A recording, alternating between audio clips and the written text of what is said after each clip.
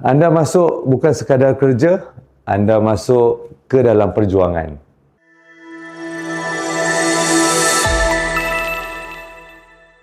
Assalamualaikum, saya ingin mengucapkan tahniah kepada anda yang telah berjaya untuk melihat video ini. Ini bermakna anda hampir-hampir menjadi sebahagian daripada perjuangan besar kami. Anda sebenarnya bukan staf biasa, anda sebenarnya adalah orang yang kami letakkan kepercayaan untuk anda membawa erti dalam setiap kerja yang anda lakukan. Dan hari ini saya sangat teruja untuk kendalikan sesi pertama onboarding ini yang saya kenali sebagai erti sedar. Dan bagi nak memulakan sesi onboarding ini, saya ingin mengajak anda untuk menjawab satu soalan yang sangat penting. Kenapa anda berada di sini? Saya nak kongsikan satu kisah benar yang relate dengan apakah kerja kita. So, saya pernah lalui dalam membina rumah dah siap, tapi owner tak bahagia. Kenapa? Sebab dalam nak membina rumah ini, kita akan lihat result. Result dia luarnya nampak cantik, tapi dalamnya ada tak erti. Susunan perabotnya salah, tingkapnya tak kemas, workmanship tak kemas. Yang paling teruk adalah emosi perjalanan daripada bermulanya projek sampai ke akhir adalah miserable ataupun sangat tidak indah.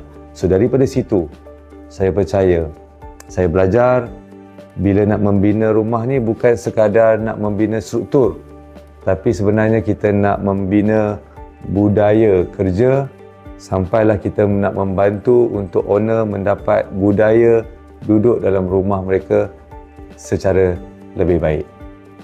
Masa itu saya baru tersentak sedar bahawa kita bukan sekadar bina rumah, tapi kita sedang membentuk satu kehidupan. Maka di sinilah bermulanya perkataan erti sedar. Awak masuk kerja ini bukan semata-mata untuk gaji. Awak dipilih bukan sebab awak tahu semua benda. Awak masuk ke dalam satu perjuangan untuk betulkan cara orang bina rumah dan cara orang hidup dalam rumah tu. Awak masuk untuk bagi makna, dan kerja awak walaupun kecil, bila dibuat dengan ada erti, ada sedar, akan bagi kesan yang lebih besar. Kadang-kadang kita cuma lukis plan mungkin. Kadang-kadang kita cuma jawab call klien. Kadang-kadang kita tolong cek jadual tukang. Even though kita photostat sahaja. Tapi bila semua ini dibuat dengan ada hati, tapi bila anda buat semua perkara ini dengan ada erti dan sedar, anda sebenarnya tengah membawa rahmat ke dalam rumah klien dan juga membawa balik rahmat ke rumah anda. Jom kita mulakan. Saya nak bawa anda untuk berfikir satu perkara. Bayangkan awak dah siapkan satu projek. Rumah itu dah siap. Klien masuk rumah itu dengan keluarga dia. Apa yang awak nak mereka rasa bila mereka jejak kaki ke ruang yang awak bantu siapkan? Tuliskan satu ayat apa yang awak expect, apa yang awak rasa yang awak deserve untuk dapat. So inilah yang kita panggil erti pertama saya dalam kerja ini.